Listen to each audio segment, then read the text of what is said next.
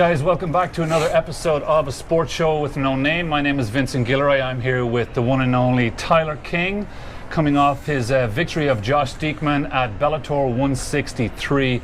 Great win for you. Thank you very much, sir. A huge night. Unbelievable. I was delighted for you. I was delighted to choke him. He had a very chokeable neck. He did a very chokeable neck. It's one of those things that I noticed. I looked at him, and the first time I saw it, I went, that's a very chokeable neck. It was. Yeah, glad to see you get the victory there. That was huge for you. We're here today at ilovebostonsports.com store here at the South Shore Plaza in Braintree, Massachusetts. So come on down, check out their stuff. The link is below. If you guys want to check out the stuff that they have online, the link is below. It's right here. Look down, see? It's right there, directly under Tyler. You can't miss it. You can also catch me on Twitter at Vincent Guillory. You can catch Tyler on Twitter at tking52 and Snapchat at tking52. At tking52. Hit him up. Instagram, Tyler King 52. People love him on the Instagram. People love Instagram. Love him on the Instagram. So today we're going to start off talking about UFC on Fox 22, Paige Van Zandt versus Michelle Waterson. Huge fight. The first thing I want to ask you as a fighter is, was this the sexiest fight in the history of MMA? I have to say it was a close second to Paige Van Zandt versus what's her name, the gangster, Thug Rose. Thug Rose Namajunas. See, yes. That's also a style matchup.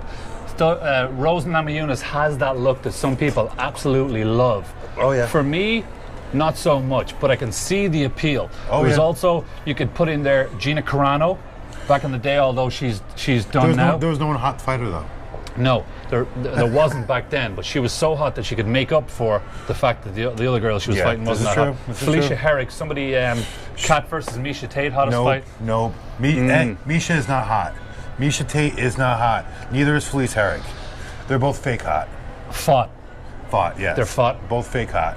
Okay, but Misha has she definitely has something about her, and I love her doggedness. And she showed that in the fight against Holly Holm when she was clearly losing that fight.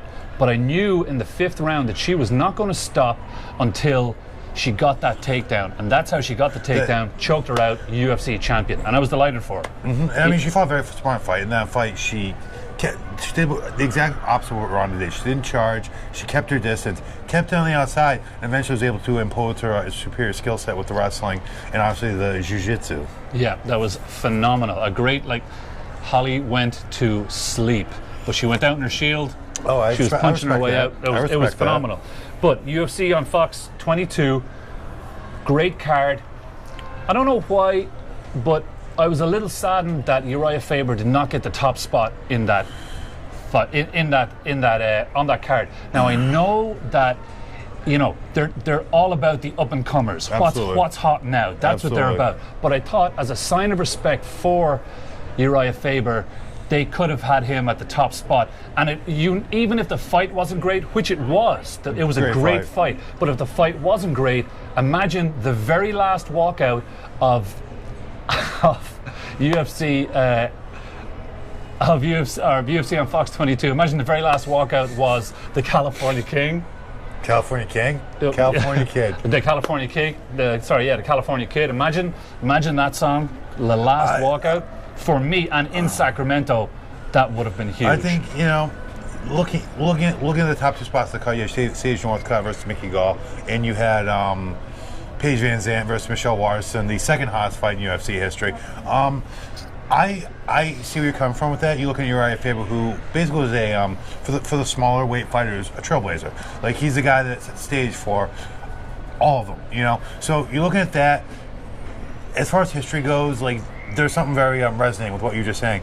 With that being said, you're the UFC, you're the new owners of the UFC. Try selling that to the executives at Fox. What's going to sell to the executives at Fox? All the new stuff. All the new stuff. The bright and shiny toys. The hottest fighter in the UFC, Paige Van Zandt. Now, with that being said, I don't think Paige looked good in the last couple of fights. I really don't. But she's coming off Dancing with the Stars. She's more of a mainstream star. So you look at the new owners of the UFC and the executives at Fox.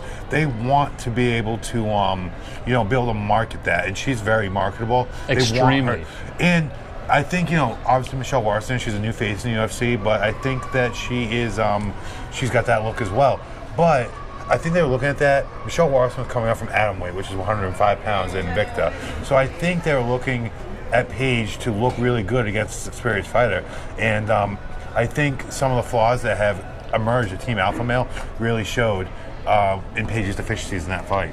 Yeah. Plus, I think Michelle Watterson was highly underrated in that fight. And the reason being, they just didn't give her the respect that she deserved. I couldn't believe that she was actually an underdog in that fight, because if you ever watch her training, plus she also brought out that documentary, Fight Mom, which was incredible. And after that, I couldn't believe that she is not getting the respect, not only from fighters and that, but from sponsors. She is a sponsor's dream. The UFC is not a sponsor's dream. No, but what I'm talking about, herself. She could easily be on like Vogue magazine. She could be on a lot of things like that. I think she is a sponsor's dream, and I don't understand. And I tweeted it earlier in the week. I don't understand why she wasn't. I don't understand why sponsors are not tripping over each other to get to her to sponsor her, because she's highly, highly marketable. She's extremely good looking. Mm-hmm. She's very talented. If you watch her train on that show, Fight Mom, she is unbelievable. She goes to Thailand. She trains a lot over at I think AKA in Thailand, and she's highly talented. And she proved it with a great victory over Paige Van Zandt, who was supposed to be the next up and comer. Fully agree with you on that one, but you're looking at. And everyone's a hardcore fan. Like I would definitely say you're a hardcore fan. I'd say I am. I live this. With that being said, the casual fan, if you ask 10 people on the street what Invicta is, there's a good chance 10 people aren't gonna be able to tell you what it is. She was the Invicta champion. So as far as where she was odds-wise, she was coming up from a small promotion. She's also coming up a weight class. Like she was the atomweight champion for Invicta. She was coming up to strawweight. So that was 105 pounds versus 115 pounds. That's part of it. And you're talking about sponsors' dream. What sponsors' dreams these days? You're looking at mainstream. You're looking at Paige Van Zandt coming off of Dancing with the Stars. Blonde hair, blue eyes, looks like the girl next door. I mean, she was bloody mess by the time she got done with Thug Rose, but she like my point with that being she walks the walk, but they're not. She's not going to get the attention that Paige Van Zandt does. There's some people with that it factor, and for me personally, I can look at Michelle Watterson as a fellow fighter, have all the respect in the world for her, all respect for her in the world as a mom too. I mean, fighting on top of a job, on top of having some semblance of a life, on top of a girlfriend relationship, seeing my family. That's hard enough, so I can't imagine what it would be like adding a kid to that mix. That's just, it's inconceivable to me. With that being said, I think she's great. I just don't think she has that it factor the way I just couldn't imagine Paige or Ronda or Conor has. I just couldn't imagine if you were a parent and you were the parent of a daughter and some kid came over to take your daughter on a date and they opened the door and saw that face. I wouldn't even do it. Are you kidding me? Not a hope. And I got guns too. And he's got guns too, so be careful of that. But yeah, I definitely know what you mean. But the fact is, as you're saying, the average fan does not know what Invicta is, and that's true. But they're trying to get those average fans to watch more UFC. Oh, of course. And the reason is, Fight Pass. If I pay $69.99 to watch a UFC fight, my money's exactly the same as the guy who's just watching a fight for the first time. Exactly. Whether it be a Ronda Rousey fight or Conor McGregor fight or whatever, it makes no difference. Money is money, and that's what these guys have just invested $4.2 billion in this. They're looking to get some of their money back. Buys numbers. Yep. Who does the biggest numbers in the UFC right now? McGregor. Who's the second biggest numbers? Ronda Rousey. What's Ronda Rousey look like? She's pretty. When she has makeup on her. Blonde. For me, it's not about how great looking she is. I mean, I look at her judo. Her judo is by far the best example of judo in mixed martial arts. There's never been anyone that can execute throws and takedowns and arm bars the way she does. Like, you know, from different positions, like she did. Oh, exactly. Against Katzengano. Exactly. There's I mean, the only guy the only people rather even close, I'd say, are Manny Gambarian and Carol Parisian. Carol Parisian was a beast. But they were never just world beaters the way Ronda is.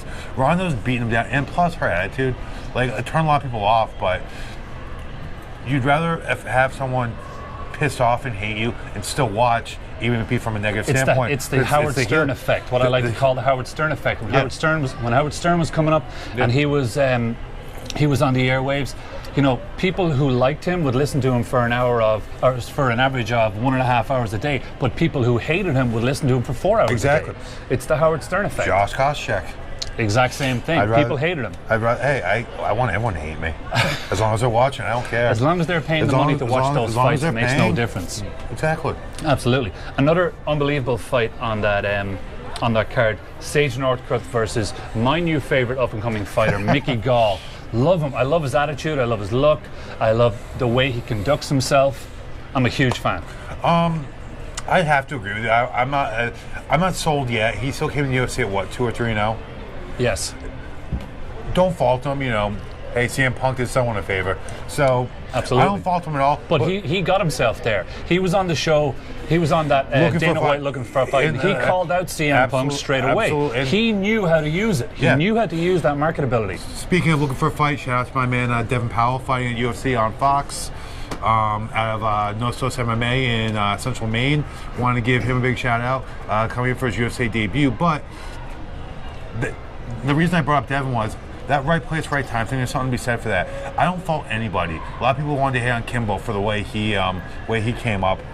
Man, if you're in the right place, right time, I don't care how you got there, you're there. Don't hate on people for trying to make money. Whether you CM Punk, Mickey Gall, I don't hate on those guys for being there, for trying to make money. With that being said, you know, for a guy who's only got like a 4-0, 5-0 record, Mickey Gall has shown some legit skills.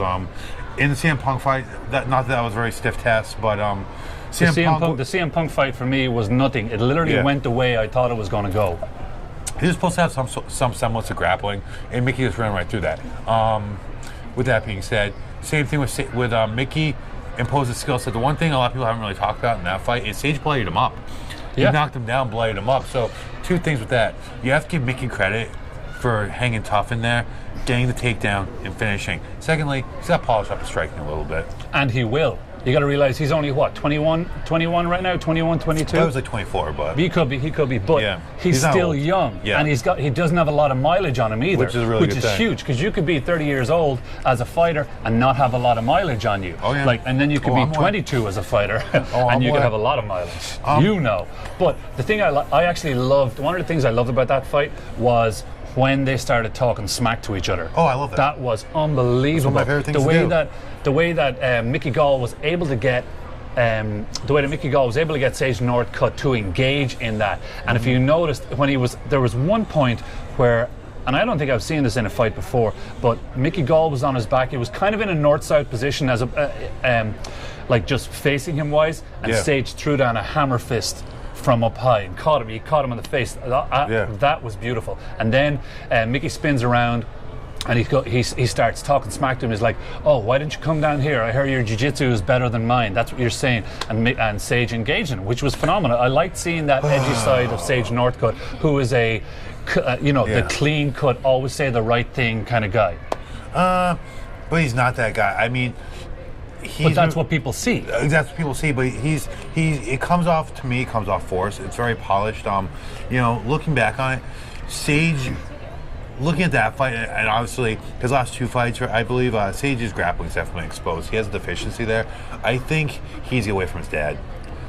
From what I understand right now, he has trained with his dad. They bring certain people in, and I'm familiar with one of the guys that brought in, a guy by the name of Ilya Grad, Muay Thai champion. Big shout out to Ilya. He was also People Magazine Sexiest Jewish Man of the Year. Oh, so he's a dreamboat right there. But Muay Thai champion. Wait, I thought that my friend Gary Murad actually won. What was it? People's Magazine sexiest Jew of the year. Yeah, exactly. But clearly he did not. Clearly he did not. Thing about Ilya, Muay Thai champion. He fights, I believe, super middleweight, so like 170 pounds, but he's about my height, maybe an inch shorter than me. He's brought in to just work with Mickey on his Muay Thai, and they were just sparring, and Ilya was letting him work. From what I've spoken to Ilya about this, and I've read the article on it. Ilya was letting him work, and not really beating Sage up, but not letting him get away with anything. Mickey's dad stopped the training session, kicked Ilya out of the gym because he said Ilya was being too rough on him, or something along those lines. And and one of the big things as a fighter, I've been doing this for 6 years now. I don't go into sparring and say that I need to prove how tough I am right now. I've proven that through football, through all the fights I've won, all the fights I've lost. I've proven how tough I am. I know how tough I am. I don't need to go ahead and prove that in sparring.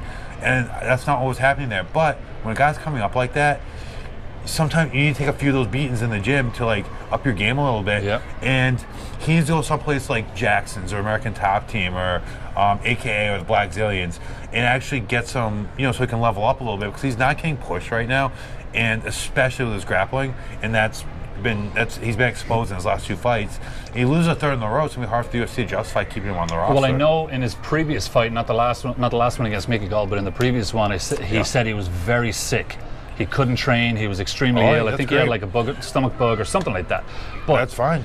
But the difference between the thing about that is he used that as an excuse. Mm-hmm. I was sick. Do you know who Gordon Ryan is? Yep. Gordon Ryan did I believe it was called Studio. It was Studio something. It was another pay-per-view grappling event, and he grappled one of the top guys in the world. Got submitted. He said, I didn't have a great training camp. I was sick, but that's no excuse. I show up every day training. Sometimes I'm sick in training. Does not matter. I'll learn from this and I'll get better. That's why Gordon Ryan's champion. Gordon Ryan got his black belt in 6 years, and is one of the probably top 5, if not top 3 or top 2, no-gi submission only grapplers in the world. Okay, wow. So when a guy like that says, "Hey, I was sick, but it's no excuse. I'll be better next time." Mickey Gall, and when you have Sage Northcutt over here saying, I lost that fight because I was sick. He's just looking for an excuse. We don't have that white belt mentality to get better. Get better every time Vlad. out. Vlad Slav live. You're just not going to improve, and that was pretty evident in his last 2 fights. So, like I said, he needs to go someplace where guys will push him. He'll be forced to level up, and he'll get better. And that's not training in his garage with his dad. Speaking of grappling, I don't know if you saw the fight between Ryan Hall and Gray Maynard. See, this is where we may differ.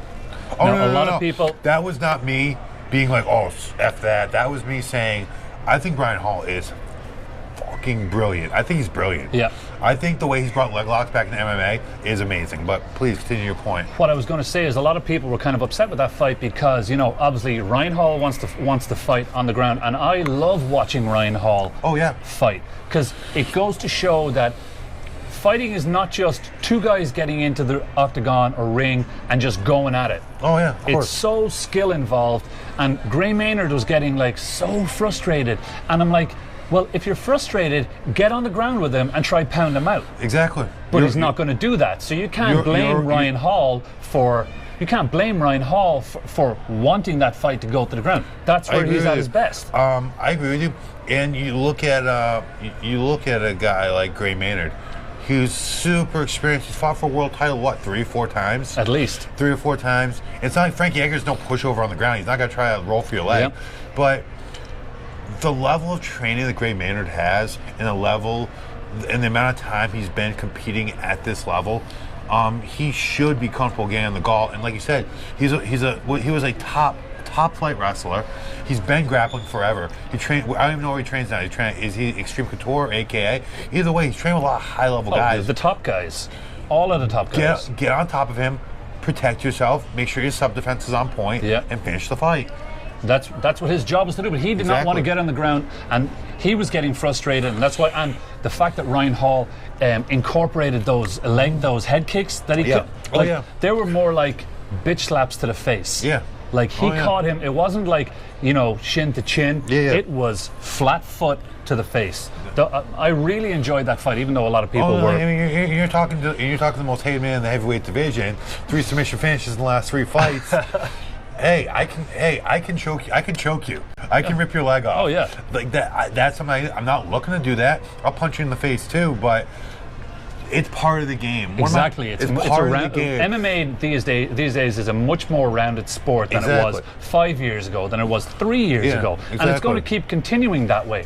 Another thing we see a lot coming into MMA now is a lot of guys who do a lot of karate point fighting, like Stephen Wonderboy Thompson, Michelle Waterson, and Sage Northcutt. Oh, yeah. And there's certain aspects of that martial art that I think is great. MVP. Yeah. Michael Venom Page. Oh. And if you guys don't know who Michael Venom Page is, Michael Venom Page fights out, where is he from, London or Manchester? One of the two. He's unbelievable. London Shoot Fighters. London Shoot Fighters. Oh, London Shoot Fighters, London Shoot Fighters. This guy, how he has not been signed to the UFC. Because Bellator won't let him go. They won't let him go because they want money. Bellator's paying They're giving him the money. I will say this. We talk about the UFC versus Bellator. Yes, you are the only one here. Tell your friends. Get your friends in here. Get your friends in here. Someone joins you too. Got another guy here. Bellator, now backed by Viacom, bringing in Scott Coker. Bringing in Scott Coker. They're competing with the big boys now. They're and Scott Coker's embracing all the things he did with Strikeforce. He's adding elements to it. They're doing those big shows. They're doing the dynamite shows. The giant, walking out from my last Bellator fight, it was amazing having that giant video wall behind me. Yeah. And then after my fight, sitting in the seats, watching a local guy like Brennan Ward come out. Have this huge presentation on the video board. Watching Liam McGeary and Phil Davis walk out. Like, those entrances are something to see, man. That's a typical example of a guy who did pretty well in the UFC and then went over to Bellator because money. Phil Davis. Exactly. He was unbelievable. But yeah, back to what you're saying. Michael Venom Page, unbelievable. He would be a serious threat in the UFC if they brought him over. I think he would. He definitely would be. No one's been able to solve that really yet. I think is he middleweight or welterweight? No, I think he fights at 55, right? Either 55 or 70. No, he's 70. So you look at he might have a hard time with like some of those bigger wrestlers. But that's only if they can get on the inside. He hasn't put. Well, that's also true. But if someone gets a leg, he could be going over it. I mean, look what he did to Cyborg. Cyborg tried to get a leg, and he ended up getting his entire cranium crushed right here. Where that flying literally knee caved him in. Caved the skull in. Yeah, that was unbelievable. That was one of the craziest knockouts, and what was the best thing about that knockout? Well, for me, was him rolling the Pokemon ball afterwards. Like, who does that? Oh, someone said that. Someone said to me, it was like, how could he do that to Cyborg? And I said, well, he knew he hit him pretty good, but he probably didn't know he crushed his skull. Yeah, of course, he doesn't know the effects of what exactly happened. But yeah, Michael Venom Page coming to the UFC would be absolutely huge. And the other fight that we loved on that UFC Fox 22 card was Uriah Faber, Brad Pickett. California Kid. The California Kid. I tell you what, this one was a little tough for me because I really have a soft spot in my heart for Brad Pickett. Brad Pickett's been one of my favorite little guy fighters for a while. Yep. Just a scrapper. He's like something out of what's that movie? Brad Pitt. Snatch. Yeah, he's like something out of Snatch. Love that guy. But I think one of his problems is he hasn't evolved. He's one of those guys that he's stuck to his one way. He's called one punch, and he's sticking to that. And he doesn't seem to have that one punch knockout power anymore. Not anymore. He can survive on the ground. He doesn't like Faber's top flight grappler with great submissions, and he didn't get submitted. So, kudos to Pickett for surviving. How he survived that left hook that Faber dropped him with. Yeah. I don't know. That was unbelievable. I don't think he's been doing great when he's hitting his late 60s. But one thing Brad Pickett's shown is he's one of those guys that's shown great durability throughout his career. Absolutely. It's great. It's a good thing to have good durability, but you don't want to be known for that because that means you're known for taking beatings. Exactly.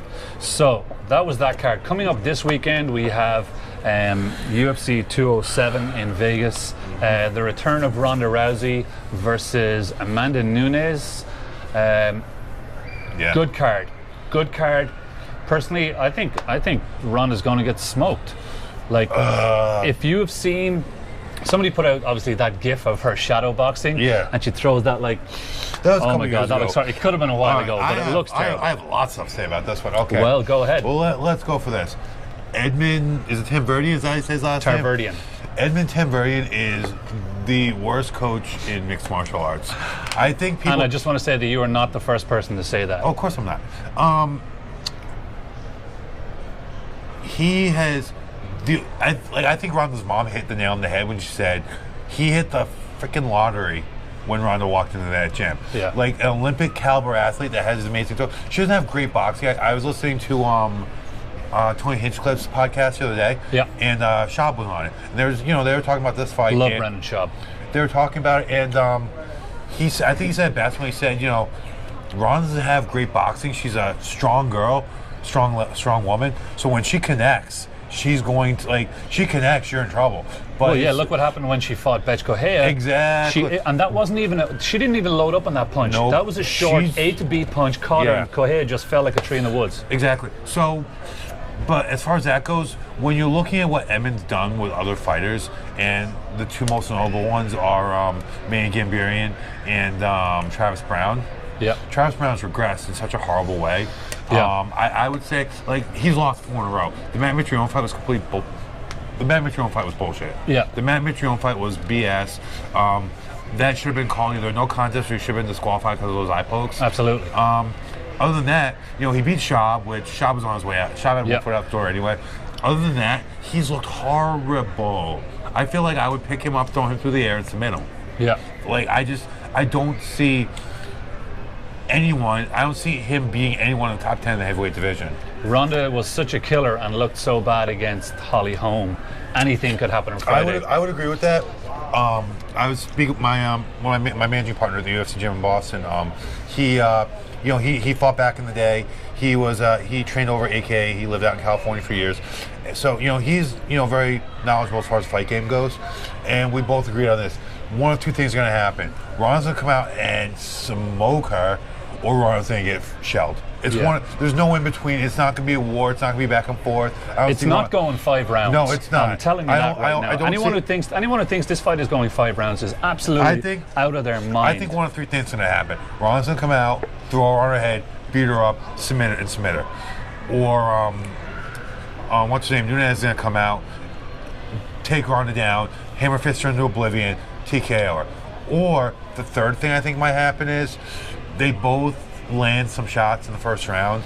Then Nunes gasses, Ronda submits her in the second round. That is one thing. That is one thing about Nunes. Yeah. She is knowing for gassing. She does not have a good gas tank, which sucks because Ronda is going to be. Just think how much energy Ronda's going to have in that first round. There's no way that she's going to be able to calm herself down enough to not explode in that first round. She feels like she has to prove a point to everybody. She feels like she has let everybody plus herself and her mom down since the last fight.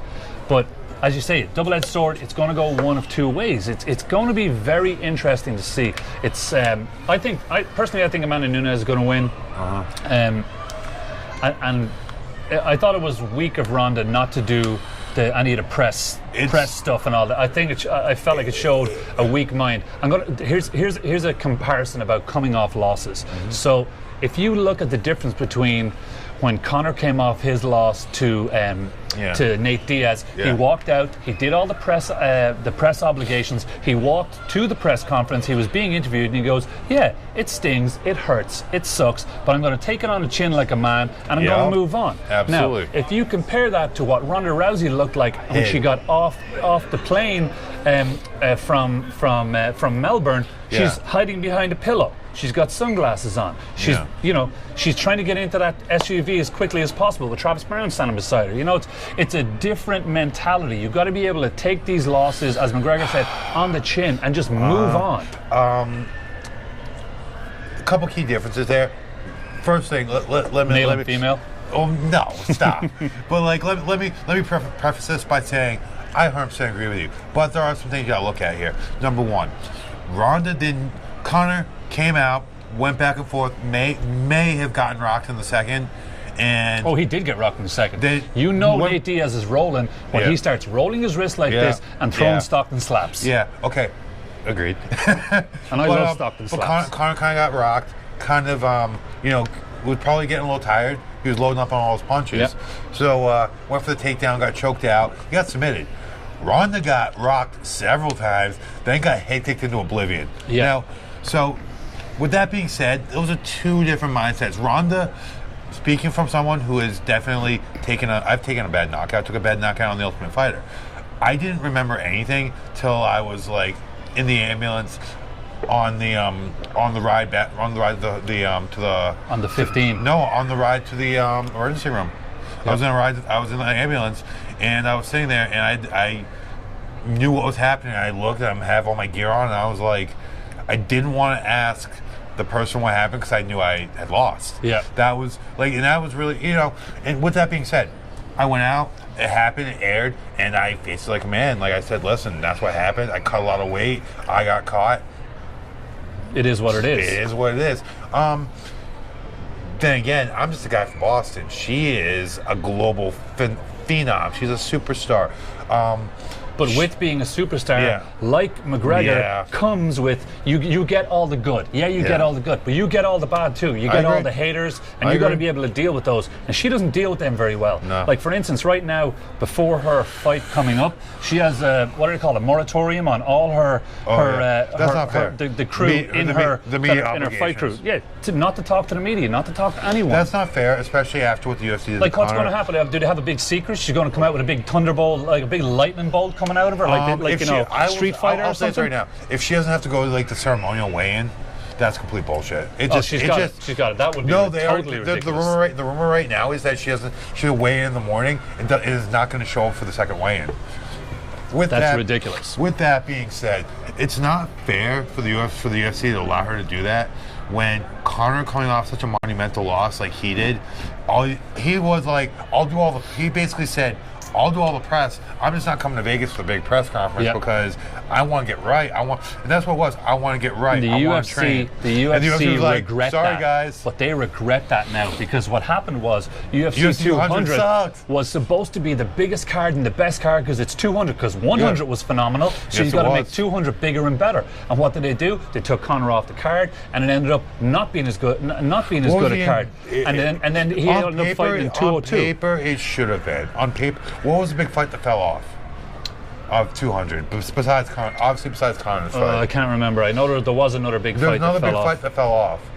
But that's what happens. That's what happens to these cards. So when you do have those big fights like that, you've got to keep them. Well, the other thing was they're banking on Brock Lesnar too. Yeah. That's true. But steroids. Yeah, but steroids. But steroids. If you didn't think he was on steroids before he was coming into that fight, you were out of your mind. And I guarantee you, the UFC did not care. Couldn't give a damn whether he was on steroids or not. They didn't care. They wanted people to say, look, Brock Lesnar's coming back. He's going to fight. Buy this pay-per-view. I tell you what, my friend Ryan Loco, big shout out, man. Took some great pictures of me for World Series of Fighting. But he had this great picture on his Instagram of Brock sitting on the stool in between rounds. And it's just like, holy shit, man. How can a human be that, just that monstrous and everything? He's a freak of nature. Don't get me wrong. He's a freak of nature. He has great genetics. He was like Joe Rogan says. He was in battle years and years. He would have been riding the biggest horse, swinging the biggest sword. He's got that Viking blood in him. But, absolutely. But I think that on top of the chemical enhancement, it's pretty apparent. He was absolutely ridiculous. But Ronda Rousey versus Amanda Nunes. I'm going with Nunes. Simple as that. I was kind of with you. I kind of have a feeling. Until you saw this beautiful T-shirt from ilovebostonsports.com. Check this one out. Check it out. Pucker up. First of all, did you see the pictures today that came out of Ronda after she did her photo shoot? She is phenomenal. She's in the best shape I've ever seen her. Well, she should be because she's had a year. That's true. She's in the best shape she's ever been in my opinion. At least, give the eyeball test. She's in the best shape she's ever been in. Number one. Number two, I kind of have a feeling like she's gonna show up at the weigh-ins and just be like, fuck everybody, lose her mind and just kind of set the stage. She might have to because she's gonna have so much built up. Yeah. Like energy and stuff that she's going to have to release that. She has to let some of that out. So the weigh-ins could be interesting. No, but then again, being in that spot coming off a loss with coming off a loss into a really big fight. Like, there's a lot going on up there. And her last weigh-ins, what happened? She kind of tipped her hand when she like tried to like bump Holly and everything. She tried like that. to get inside. Yeah, exactly. She kind of showed her hand there, and she's probably afraid of doing that again. Yeah, well, but yeah, we'll see how it goes. It'll be interesting. But yeah, Holly just destroyed her every aspect of the game. And one of the things that I found interesting was when Holly went to clinch, or when Ronda went to clinch Holly, and Holly's upper body strength was so strong, she was able to keep Holly when Holly was able to like shake her off, able to stuff the tape. Yeah, oh, absolutely. Yeah, that was huge. What's one thing we're forgetting? All right, she's not Betchko Hayes. She's not. I forget the girl she fought before that. But you're looking at Sarah McMahon. Yeah, Sarah McMahon. Where they train? Yeah, exactly. Yeah, they're not Jackson Winklejohn. Yes, exactly. You have Holly Holm coming out of Jackson Winklejohn. She's training with John Jones, Cowboy Cerrone, just monsters, killers, pure killers. Yeah, killers. So she's training with great wrestlers. You know, they probably brought in a judo instructor. You know, just to give her some things to look for this fight. Yeah. Point being her strength kept her up. She's training with great guys. She's seeing it all in the gym. Kind of brings back to that Sage Northcutt point. So, if you're not training with great guys, you're not getting pushed in training, learning new techniques, and learning how to defeat these techniques that are coming at you, you're not going to be successful on fight night. True. Big shout out to Ollie O'Neill, who just joined us on Periscope at Osvaldo. He's actually my sister's husband. Would you believe? No. So he's up. You don't believe that? You have family in here? He's up late. You have family? He's up late. Oh yeah. Yeah, because he's in Ireland. That's up late. Yeah. Or he's up early. Or he's either asleep. If it's anything to do with the Patriots, he's doing it though. He's like the patron saint of Ireland for Patriot stuff. Unbelievable. Huge fan. Huge fan. So that was Tank Egan. Yeah, those two could get married. That'd be they could make a football player. Okay, so UFC 207 co-main event: Dominic Cruz versus Cody No Love Garbrandt. I have said that Cody Garbrandt should get this title shot before he even got it. After he knocked out Thomas Almeida, who was on a 19-fight win streak. Ooh, yeah. Unbelievable. And Garbrandt put him to sleep. You know, I thought his next fight was going to be that, but he ended up going with Mazugaki. So, but it should be interesting. Mazugaki ain't nothing though. No, he's not. Both of them both of these guys knocked him out in like, I think Dominic's 48 seconds, and then Dominic knocked him out in like a minute and 10. Here's the thing about Dominic's performance though. Dominic's performance against Mizugaki, that was coming off 14 months. Like 14 months just off, doing nothing. Yeah. Off of double ACL surgery. Like that made it that much more impressive. And not to mention the fact Dom didn't do his usual like distance game. Dom took him to the ground and beat him up and knocked him out. Yeah, did you think that Cruz won the Dillashaw fight? I was at the fight. You were at the fight too. I was at the fight too. I thought Dillashaw won that fight.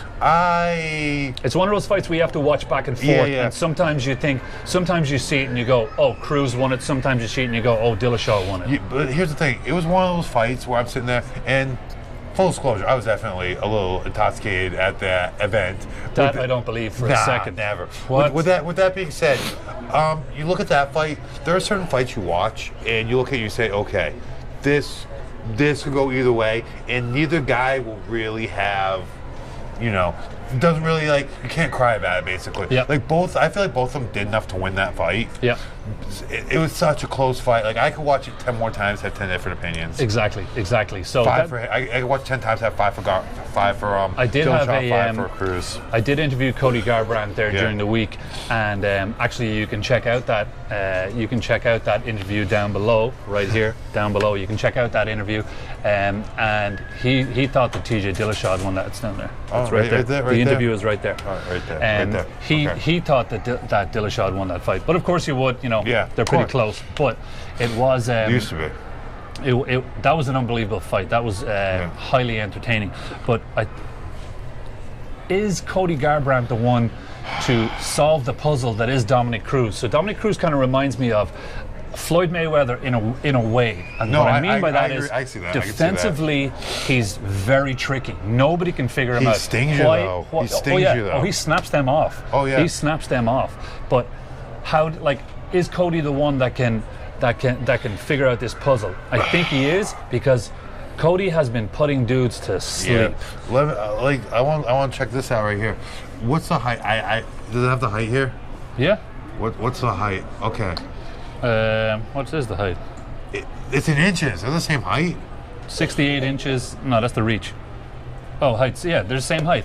Okay, so same height. Dominic's got the longer reach. I actually thought Cody was significantly shorter. With that being said, in my mind, the game here is distance. That's the thing here. Will Cody Garbrandt be able? Because it seems like maybe TJ did a little bit, but even like as close as that fight was, TJ didn't land a whole lot of clean shots on Dominic. With that being said, if Cody lands on Dominic, like lands a big shot, there's a really good chance that he can put him to sleep. He can put him to sleep. Will he be able to do that though? Will he be able to solve that puzzle of closing the distance and actually putting a clean shot on him? And the thing is, as the fight goes on, the chance of Cody landing that one-hitter quarter diminishes significantely. Absolutely. If he doesn't get it done in the first 2 rounds. Yeah, exactly. And Dominic has this great ability to.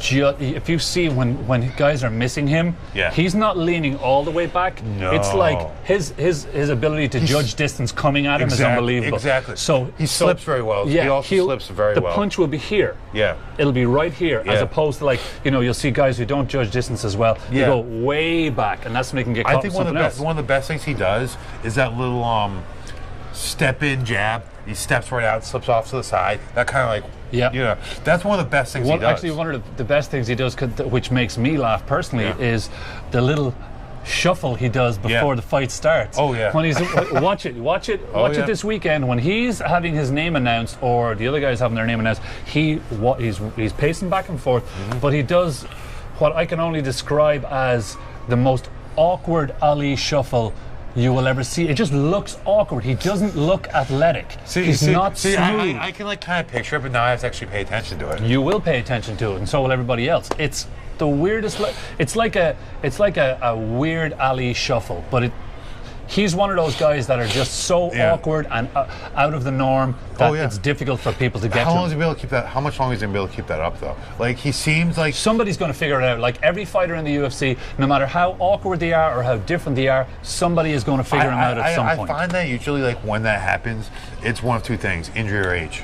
When guys get figured out. Anderson Silva. Anderson Silva was age, and then injury, and now he's just Anderson Silva's just another guy. Yeah, he's still a top 10 He's middleweight. still a legend. He's still a top 10 middleweight in my opinion, but he's just another guy. He's I'd say he's like at the bottom of the top 10 now. Yeah, he is, but he's done now. I don't think he's even going to fight anymore. I don't want to see him fight anymore. Yeah. With that being said, will Dominic be able to if he's healthy and he's bouncing, he's still cutting those angles that way? I don't see Cody being able to get close that distance and land that big shot and put him away.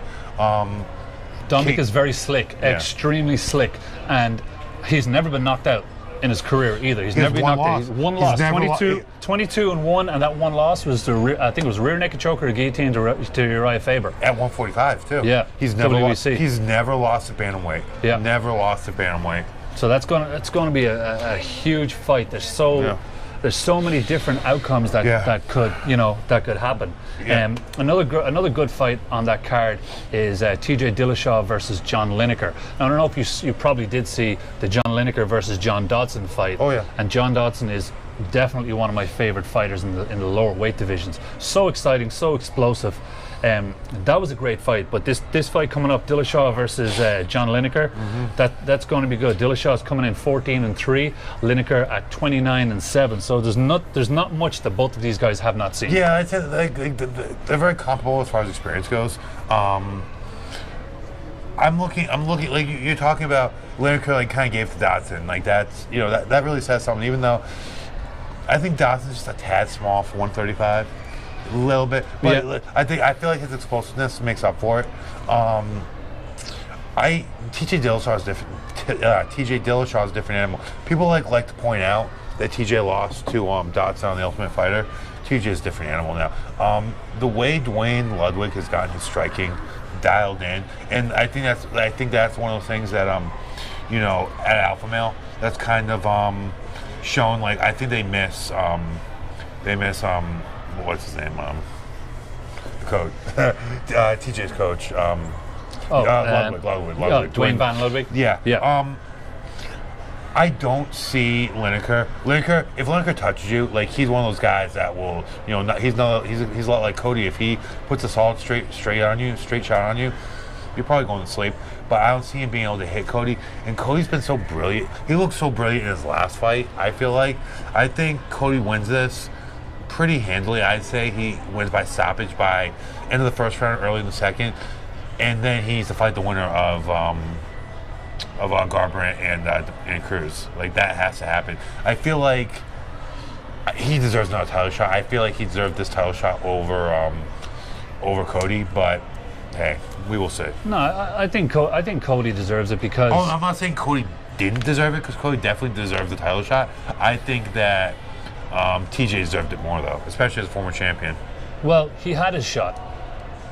Yeah, and he's won 2 in a row since then. Yeah, since convincingly. Yeah, but they gotta go. Like, what do people want to see? Do people want to see TJ Dillashaw? Wait a minute. What do people want to see? Didn't TJ? Well, no, TJ lost the belt to Dominic. Yes, in Boston. Yes. Yeah. And they haven't rematched yet. No, but what do people want? Okay, so Cody deserves. But TJ definitely deserves that rematch. He deserves it, but not at this point. Yes, not right now. He's won 2 in a row. Yeah, I know. But Cody Nolov is 10-0 with like 7 knockouts. TJ should have gotten an immediate rematch, in my opinion. But this comes TJ should have gotten the to immediate rematch. This comes a fight back that to close. A fight that close. When does that happen? When does an immediate rematch come? All the time. Not in the UFC. Yes, it does. No, because people look it up. People want to see. Jamie, can we bring that up, Jamie? Oh shit, we don't have a Jamie. We need to get a Jamie. We need a Jamie. People want to see, what's going to bring in the money, and I don't think that fight is going to bring in as much money as what people want to see, and that's a guy who's coming through and knocking out dudes. People want to see knockouts. Well, the ones that you're going back to the Page effect. Cody's got the look. Tatted up, good-looking kid. Yep. He may be short, but he's handsome. He is handsome. I'll give him that. He's got the look like Paige has, and there's something to be said for that. One thing people like to really hate on you have all these purists crying about it. This is entertainment.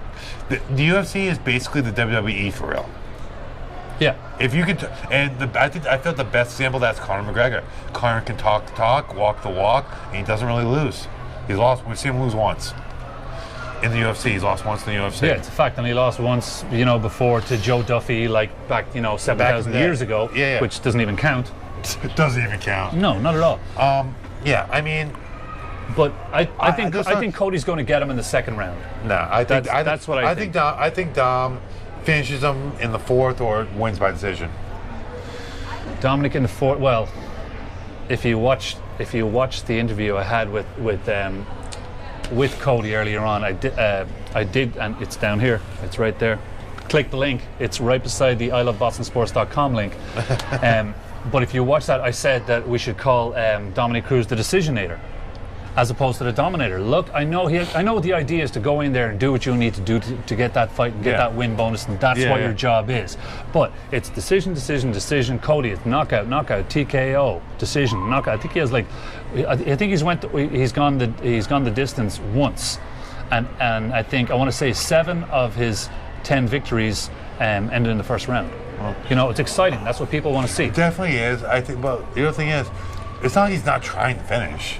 Oh, I know. It's like he's fighting the best guys in the world. Yeah, absolutely. Sometimes can't finish them. These are the top athletes in the world. Sometimes can't finish them. Yeah, it's going to be a great fight. I'm very excited to see how he deals. Will he get frustrated by the movement of Dominic Cruz? Probably. I think Cody's great. He's not so much of a angles guy. He doesn't really seem to hunt for the angles, and he definitely doesn't have the movement, especially the head movement or the evasiveness that Dominic Cruz has. That could be a problem. Nowhere even close. So I mean, he could rush forward and try and just guns blazing. But if he does that, he's gonna get caught, and Cruz is just gonna hit the corners real light and just keep pegging him. Yeah, it's. it's going to be tough for him to, as you said, get that one clean shot that will put Cruz away, or will put anyone in that division away, because he throws bombs. The other thing is, we haven't seen it ever. It's not like, well, we can look at this fight and Dominic has one loss via submission. Yeah. To a Faber in his prime. Yeah.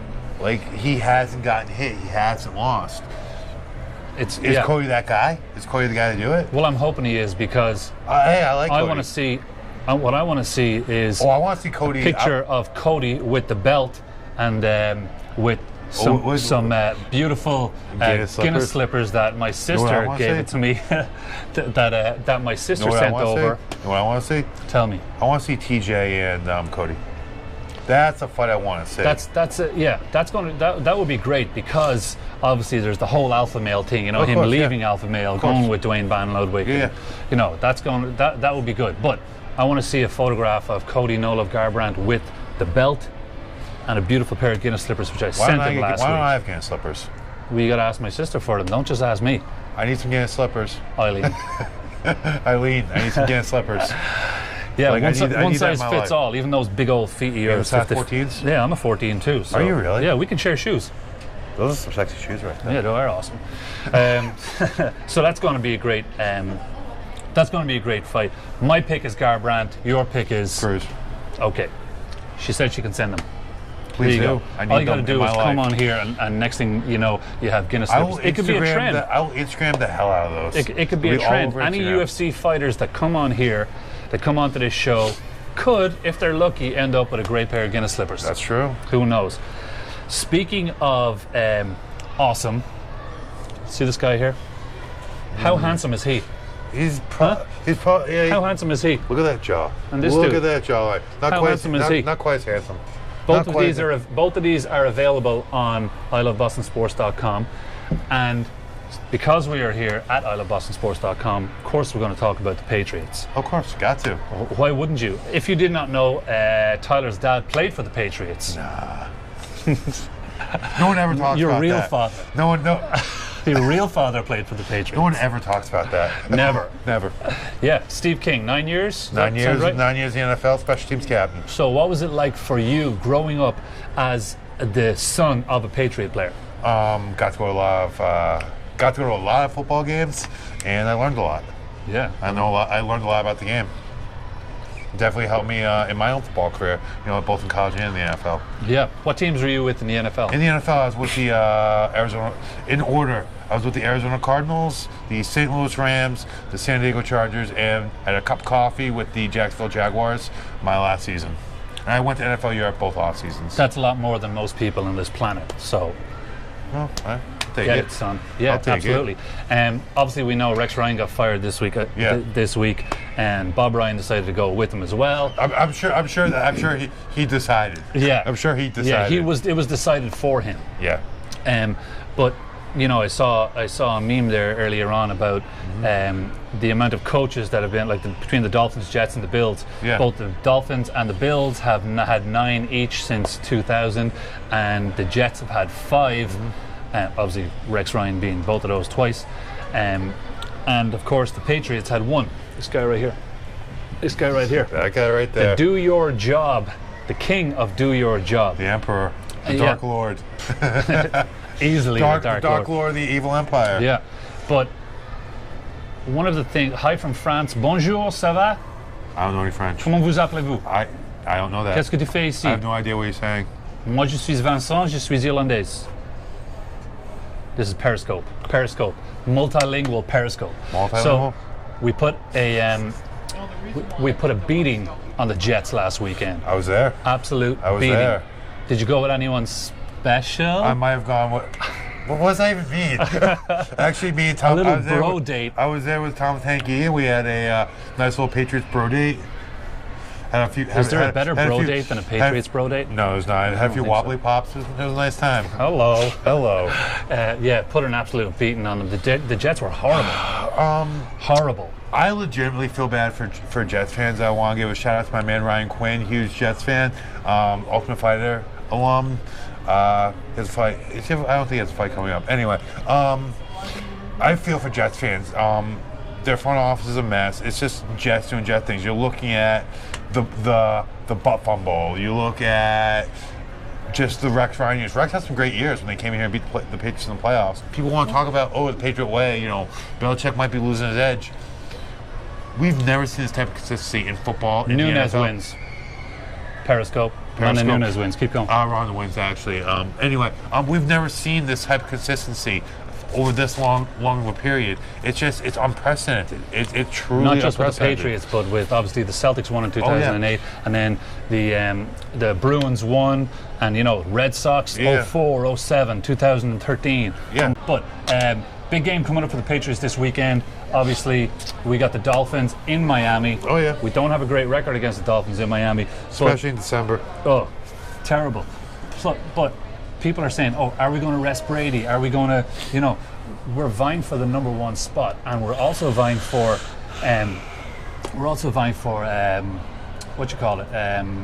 home field advantage throughout the playoffs, which is huge for us because 5 out of the 6 last times that we have got the number one spot and got home field advantage in the playoffs made it to the Super Bowl. That's definitely huge, but is Brady 40 yet? He's 39 years old, right? Yep. Garoppolo is definitely capable of winning this game. How many games, I believe, are we 1 or 2 games ahead for the top spot right now? Are we up 2 games? 1 game or 2 games? 1 game, I believe. We're up 1 game. I think if the Patriots can come out and build a sizable lead, they should sit Brady in the second half, 100%. Yeah. If it's in doubt, then you kind of go with it, because you're kind of forgetting first round bye. Like we're going to get a lot of guys going to be able to heal up a little bit with that first round bye. We have that first round bye clinched up. I personally think Brady should probably play the first couple series at the very least. If the Patriots come out and score first 3 series, then I think we should probably slide Garoppolo in there. Yeah, Brady is 19-9 in his last 28 starts against Miami. So that's good. But I think he's 2-2. I think they said 2-2 in the playoffs against them. So it is a game we do need to win, though. It's important that we win this game. We want that home field advantage. Because as you know yourself in football, any given Sunday. So for whatever, it doesn't matter whatever advantage we can get, whether that be home field or anything like that, we need to take that in order to get by 1 weekend at a time. Other teams, speaking from experience, I've been to a number of these games. Other teams do not play well in Foxborough in January. It's a fact of life in the NFL. Yeah. And I've been to several of those foul weather games. I was actually at the original Snow Bowl game. Oh, nice. It was a great game. But last game, Foxborough Stadium, some guy peed on my friend's leg on the concourse. That was an amazing, classy joint. Well, maybe his leg was cold and he needed someone to pee on it. Or maybe he got stung by a jellyfish.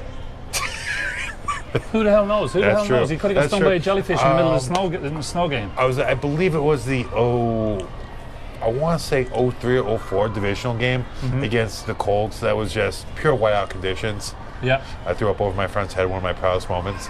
Not a drop it got on him. Good for you. Anyway, and I believe that there was no the year before, the year after, there's no AFC Championship game. Light snow coming down against the Colts. Ty Law had 2 interceptions. Again, that was a huge game.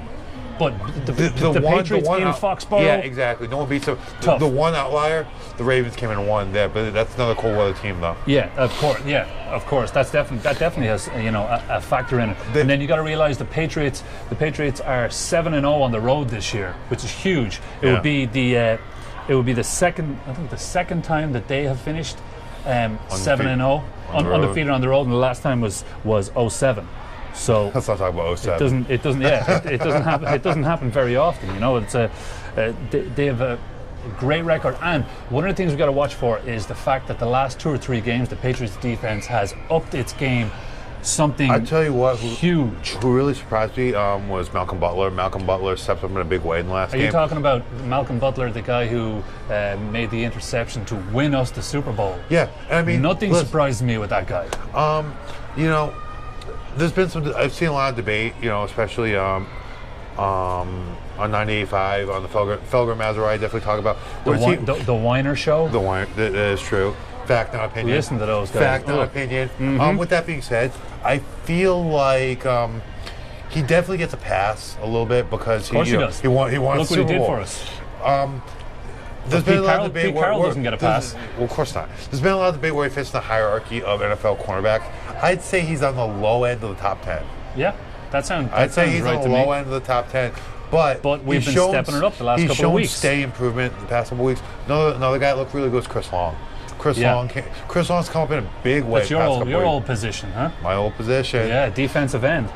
He's come up in a beast. I tell you what, he's really mitigated the loss of Chandler Jones.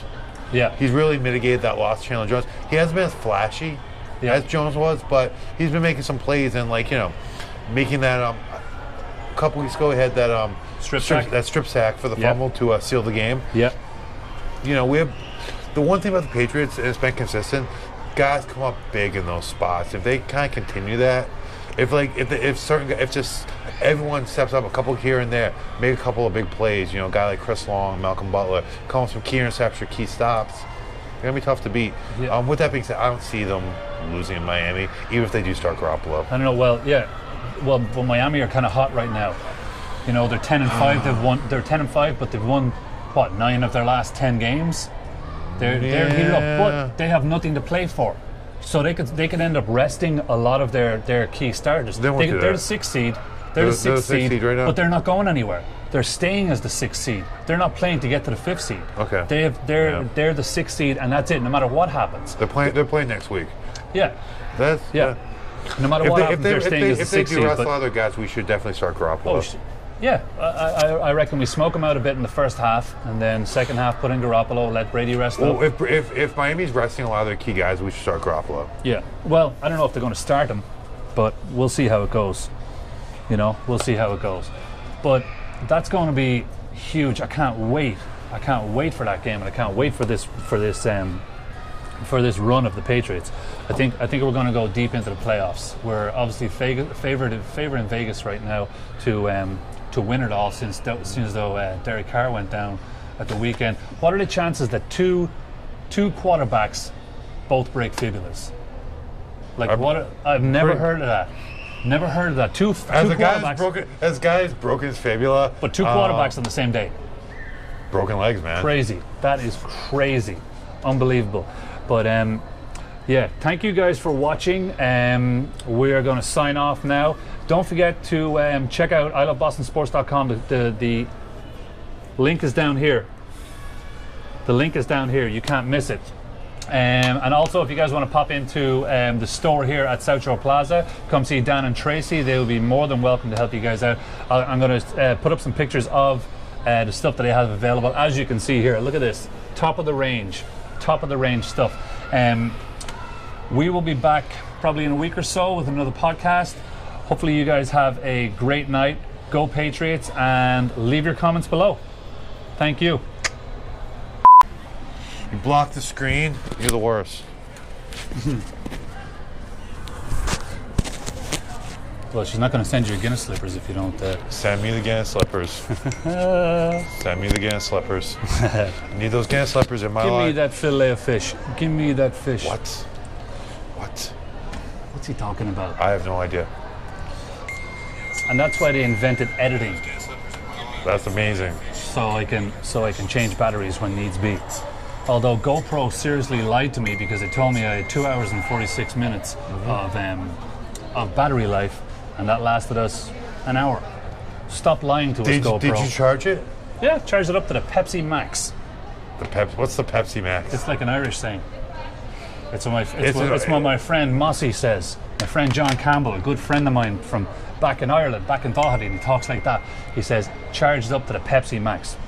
Pepsi Max is like an awful soda. Horrible. More than you bargained for, yeah. Anything else you want to talk about, like Cyborg? If you want to talk about Cyborg, I mean, just one of those two things. Everyone's got an opinion on that. Opinions are like assholes. Everyone's got one. Oh yeah. Have a nice time. Thank you. We will have a nice time, and the more questions you ask, the better. We will answer all your questions about anything: mixed martial arts, the New England sports scene, beards. Specialty in beards right here. Beards. Okay. face punching. A specialist in face punching. Limb breaking. Limb snapping. Choking. Oh. Yeah. That could go either way. Exactly. I like to go both ways with it. Done. Nice. Boom. I got to pee so bad. Like for the last probably half hour. I drink a full coffee and I don't pee at all. Dude, that's because you're huge. I know. Not tiny. You're like a human, only bigger.